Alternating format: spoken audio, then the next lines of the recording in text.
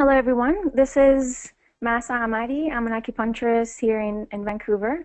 I'm also certified in sports medicine acupuncture, and I thought it was just a good idea to bring this webinar series to all the audience out there, whether you're a professional or whether you're just someone that's interested to learn about what acupuncture and Chinese medicine is. And therefore, I put in a few different webinars that will be available to you as a series in order for you to learn what acupuncture is and what the principles are that we use in order to treat people in general. So here's the first one on the theories and principles of Chinese medicine. You can find more information about myself on the website wpacu.com. And here we go.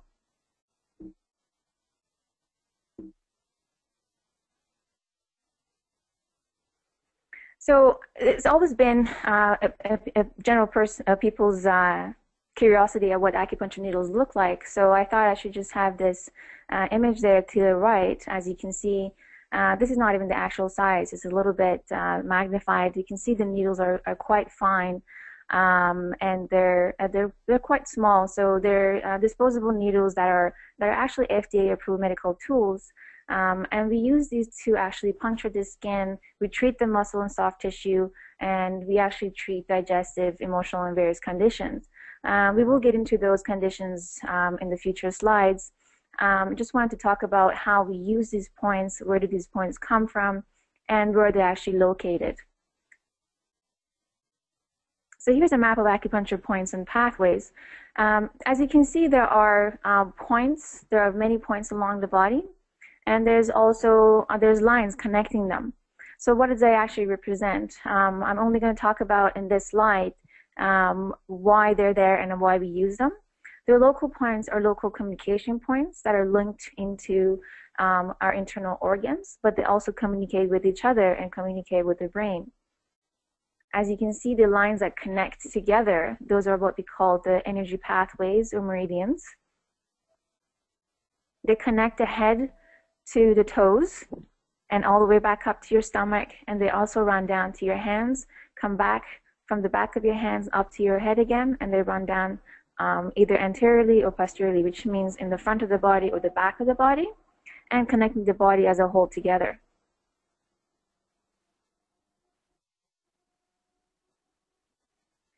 So what actually happens when we receive or do acupuncture? What happens in the body that makes it so effective in treatments of pain and numerous other conditions?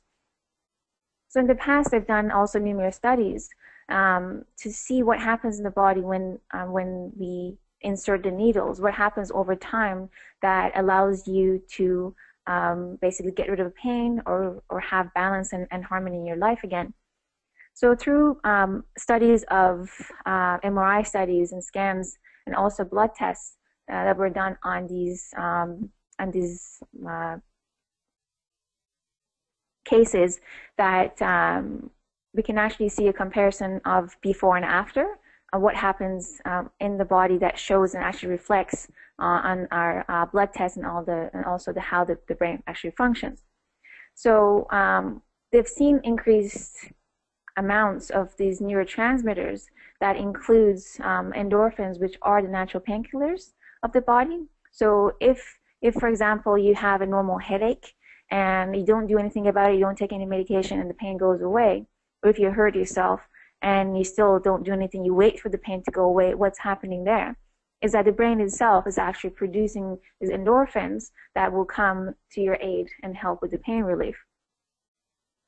There are additional neurotransmitters that also been found in our blood, which means that through the effects of acupuncture, we actually activated the parts of the brain that needed these secretions to happen. So what are the neurotransmitters? They're substances that send signals between nerve cells. They're chemicals that help the communication happen between the nerve cells, and they also connect our body together back to the brain. So the body is constant communication with itself and with the brain, and through the neurotransmitters, that's when it happens. So serotonin, dopamine, epinephrine, and norepinephrine, and many others have been found as an increased amount of production after acupuncture treatment. So what does that represent? These neurotransmitters are known to affect our mood. Serotonin and norepinephrine are combined with the lower levels of them have contributed to depression. There are dopamine and epinephrine that are also linked to an anxiety, fear, or anger. And that means the lower levels of them have been found in people that are experiencing those emotional disturbances. And through the use of acupuncture, there has been an increase in those levels, and therefore we've helped those patients get better. There's also, we will get into the transmission of pain signals in a future webinar. Through MRI studies, we've seen that people with pain, they have a higher activity level in that region of the brain, which for example was colored in red. And after they inserted the needle or needles in the corresponding points of the body, they've seen a deactivation of that brain, which meant the color red went to color blue. But there was also an activation of other regions that were not active before. So as you can see, or as we've seen in those studies, is that acupuncture has effectively changed how the brain functions. We need to involve the brain in order to get the body better, and that's how it's done. So I wanted to get into the actual introduction of what is traditional Chinese medicine and what does it actually involve. It is something that I'm trained in, and most acupuncturists are trained in traditional Chinese medicine, and it involves quite a few different things. So the main categories, as we're still talking about it, it is acupuncture. Acupuncture is the leading modality in Chinese medicine and also in Asian medicine, which uses needles to help balance out the body. There's cupping therapy that is a big modality of Chinese medicine, but it also has been traditionally used for thousands of years all over the world as a home remedy, as something that is basically used all over the world for a long time, and it helps improve blood circulation. We're actually going to have a slide next about cupping therapy, which basically we call it cupping. So it helps promote blood circulation and more. A big portion of Chinese medicine also involves nutrition and herbology. Nutrition is a little bit different than herbology, which means herbology actually needs its own studies. Like it takes a long time to actually be able to create individual formulas that are very therapeutic and individualized to that person's condition. It's very detailed, and it takes, again, like a long time of knowledge and practice to be able to build a formula that's specific to that person and their condition. Nutrition is a little bit easier as it's something that we deal with every day. Some people just need things to be changed. There's minor tweaks or major tweaks that need to happen in their diet in order for their condition to get better or improve. And again, as acupuncturists, we can see if someone needs basically a recommendation or a change in a diet or habits, and it gets into more and more details. So nutrition and herbology are also very important in a person really improving in their condition. So here's that slide about cupping therapy. As you can see, there are marks that are associated with this type of treatment, and that the color of the marks are actually diagnostic for us. The darker, it means the more toxins or stagnations that are in the body. And the lighter the color is, sometimes if it's too light, it just means simply there's no or not enough blood circulation, which means the color after cupping is even pale or paler. And that is definitely important to be looked into. If the colors are too strong or too light or whichever, it really indicates what's internally wrong. But superficially, we use it to relieve tension, like muscle fatigue, and but also internally, it's been used or traditionally used for thousands of years for pulmonary and digestive problems.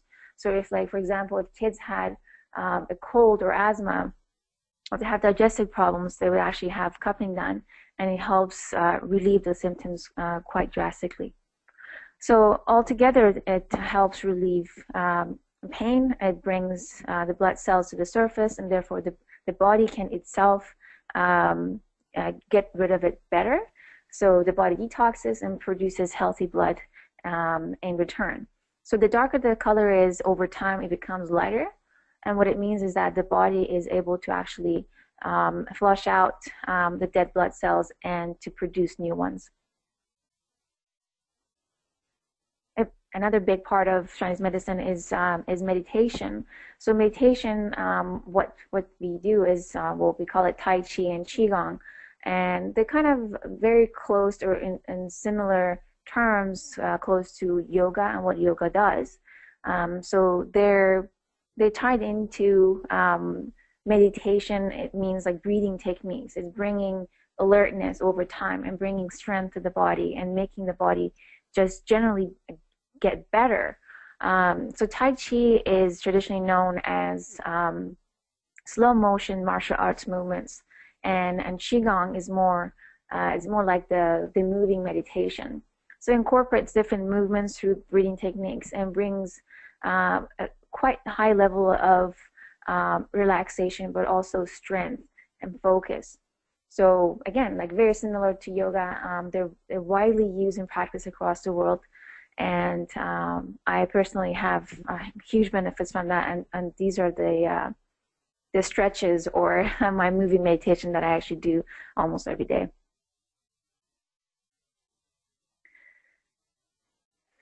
So here's a quite an important slide. The foundations or the fundamentals of acupuncture and Chinese medicine, they basically come down to this slide.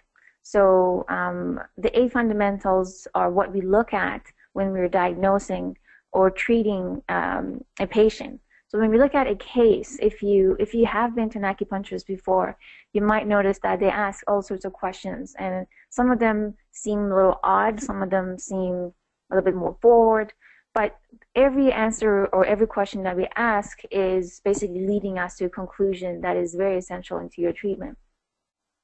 So the main thing we look at, and the biggest thing we look at, if it's yin related or yang related, and that's kind of interesting because yin and yang are the two opposites, and we really want to see what is involved. We want to see if it's what side of the body is involved. There's yin and yang side of the body, there's yin and yang organs in the body.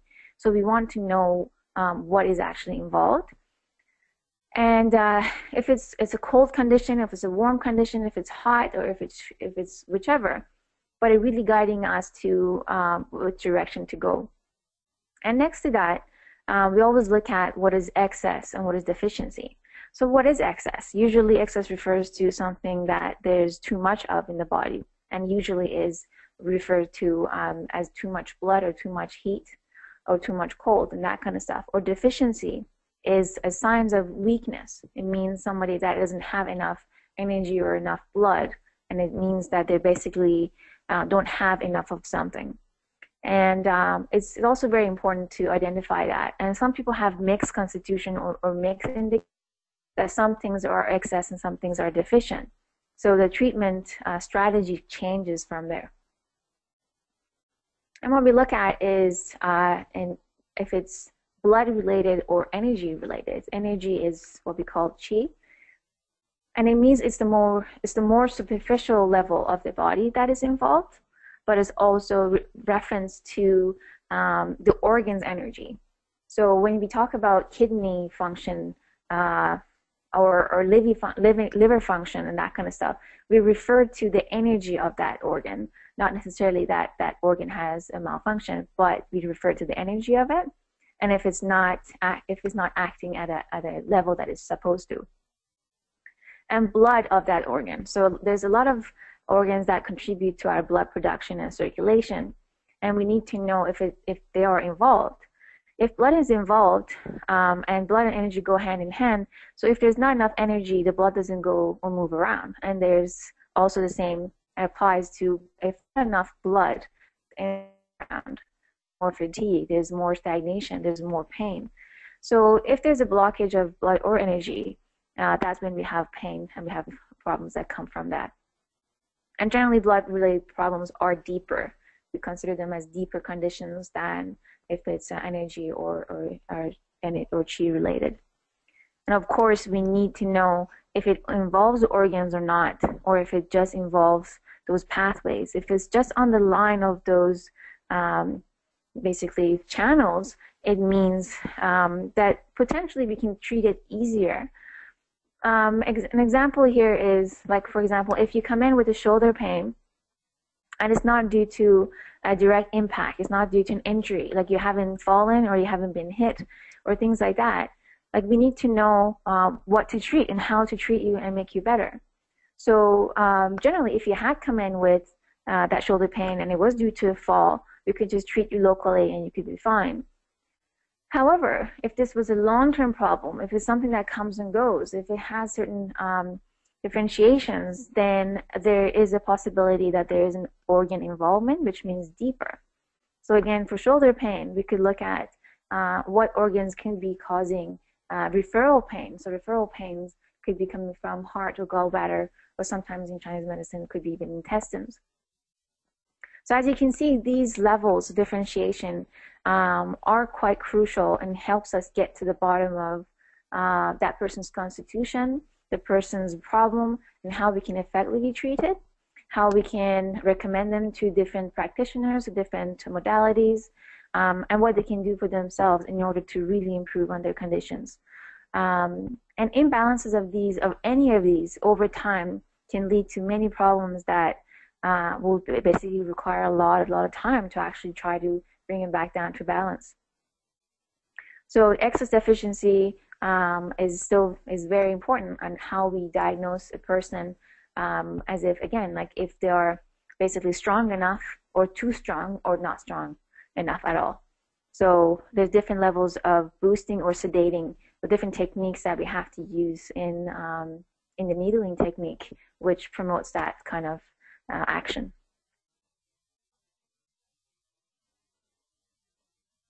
We go back to this map of acupuncture points because I really want to emphasize how we actually treat people, how we treat conditions that may not be so obvious as to why we choose different points.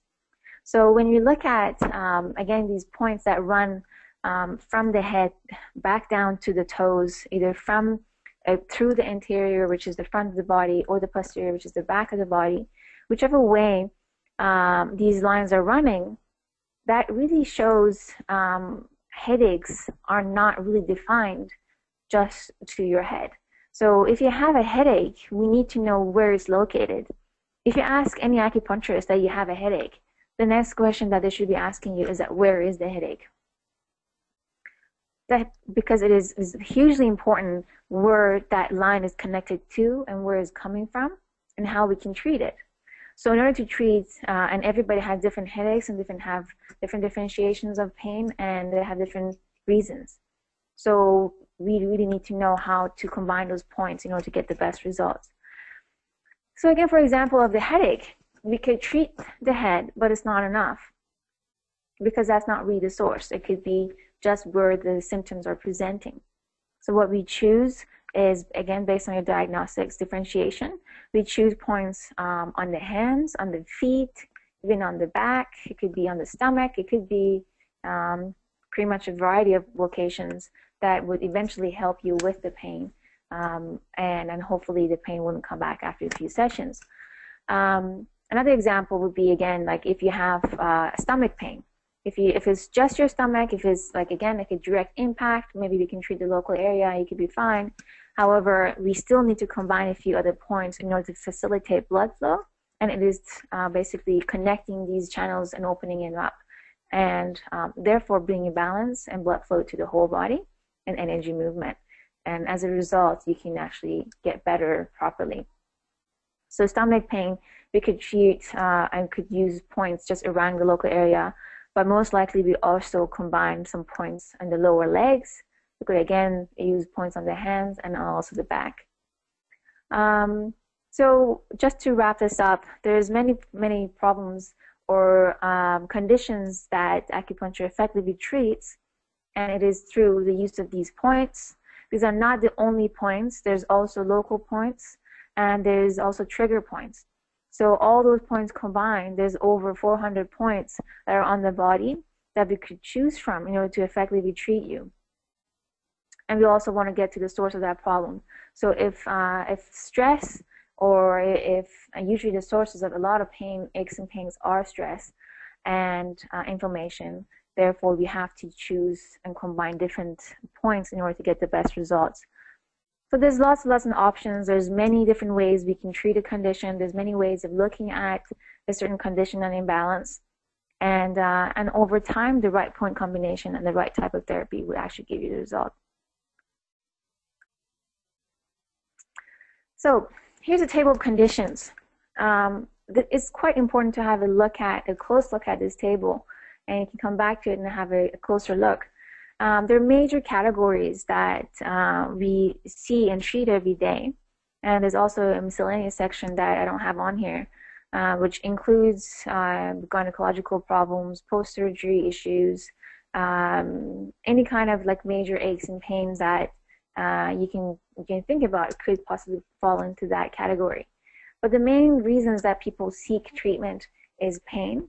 And basically any sorts of pain that we've seen, we can basically create some kind of result. So, or give the person comfort or assist in their pain management. So there's joint pain, headaches, migraines, pain like post-shingle pain, and cancer pain, bone pain, and so on. Sciatica is very effectively treated with acupuncture. Another major category would be emotional problems.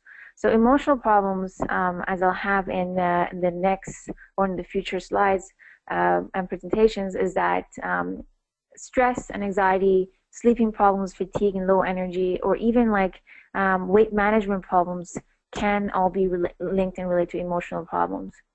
And through acupuncture, we can significantly make a change, as I explained earlier, through the increase of new neurotransmitters.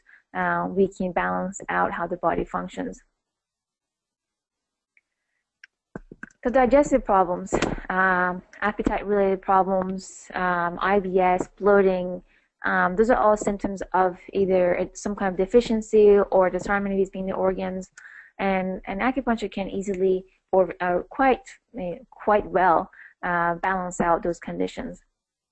And respiratory is anything that's upper respiratory related. It could be also more headaches, a common cold, sore throat, and allergies and infections could be affecting our respiratory system. So through cupping and acupuncture itself, we can treat digestive, respiratory, emotional, and also all sorts of pain problems. So I hope you come back to this slide. There's a lot more conditions that is not on here, but these are the main ones that basically could pop out and could encourage you to seek help. And as we've come to the end of this presentation, I'd like to thank all of you for being with me today. If you need more information, you can also check out WellPoint Acupuncture at wpacu.com. There's more information about myself and how you find me. And I hope that you can reach out and contact me with any questions, and also join me in the future seminars and webinars. Thank you so much.